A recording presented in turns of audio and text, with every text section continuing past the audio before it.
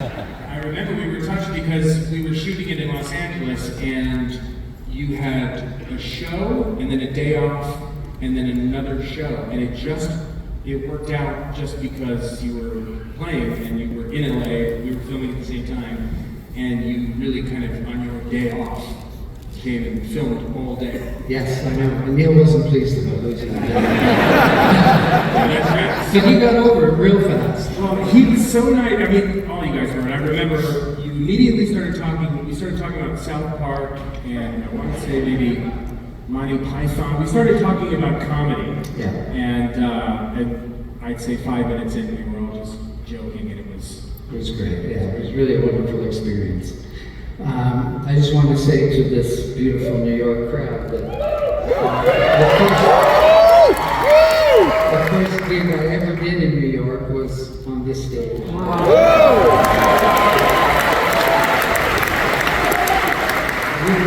were opening, Rush was opening for If and Rory Gallagher. And that was November 5th, 1974. 49 years ago. Obviously, you weren't born yet. None of you guys. Well, I was bored. I remember I couldn't get tickets to that show. I was a big If guy.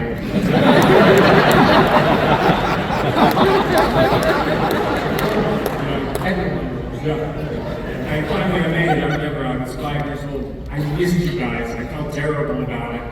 You went on first. Yep.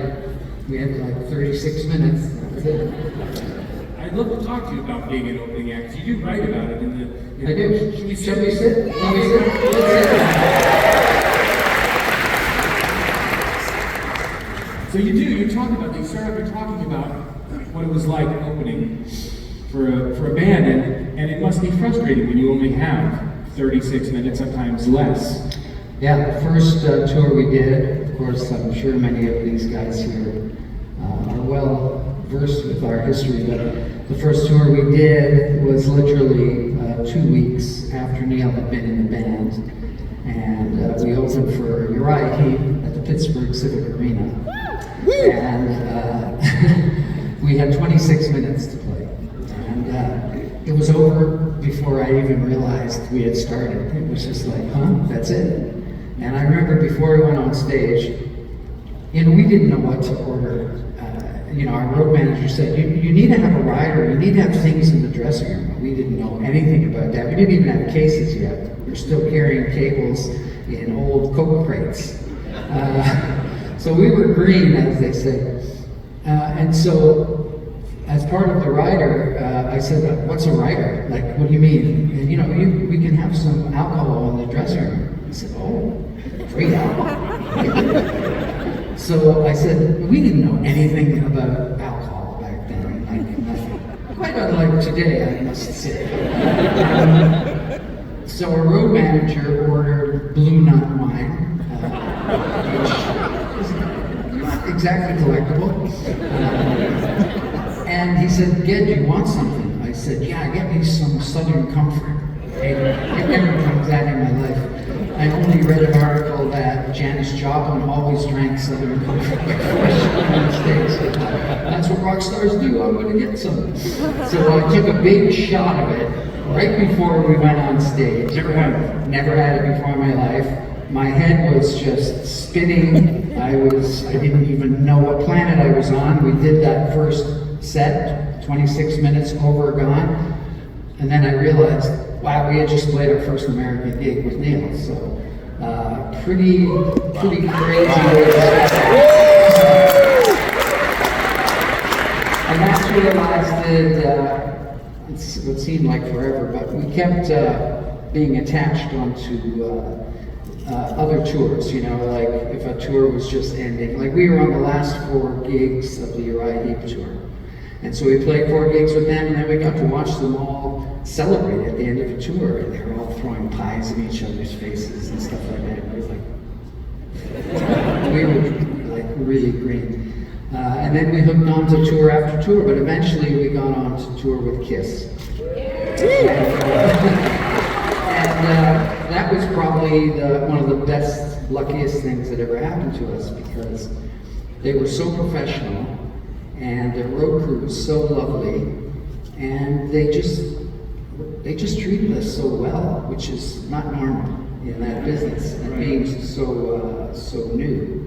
And they gave us a sound check almost every day, and so they really spoiled us, and we learned a lot about what it means to be professional, you know, like their music or not like their music. They always put on an incredible show, and it was a really well thought out show. I mean, they had a lot of fire and stuff like that. It was a real learning experience. So it was a great, initiation. Do you think that you learned a lot about putting on a show from Kiss, but then also learning how to treat bands when they came on to be openers for you guys as well? I mean, I think it's in your nature to be nice to people. Right. You're probably nice to them, but was Kiss up to that point probably the nicest band that you had? Yes, without question. We did a number of gigs with another band that I don't have to talk about, but they were good guys, but they were not the same, you know, and we didn't get a sound check the entire tour. So we learned that this matters. You know, you're a young band, you don't really know what you're doing, you're in a different venue. Sound doesn't sound anything like those little clubs you played or those little high schools you played. So how much it means to a young band to get a few minutes to check their sound, I mean, it just settles their nerves and gives them a fighting chance. How difficult was it then when you're starting off? You can't believe you got the big time. You go out and you have no sound check, and it must feel like you're just at sea. Yeah, exactly right. And just what do you do? You look at each other during that moment. You go off stage and say that was the weirdest thing ever. How do you kind of, or do you just? Well, you just try to play the notes in the right order, and that's really all you can think about. And then by the time you've played them all in the right order, it's over. So, and then you talk about it, and you're kind of pent up. You know, you get off stage, it feels like because before that, we were playing the Ontario bar circuit. And in the Ontario bars, we were doing sometimes 5 sets a night. So we do 3 45-minute sets, a 30-minute set, and a 15-minute set. So that's why first albums by new bands are so together.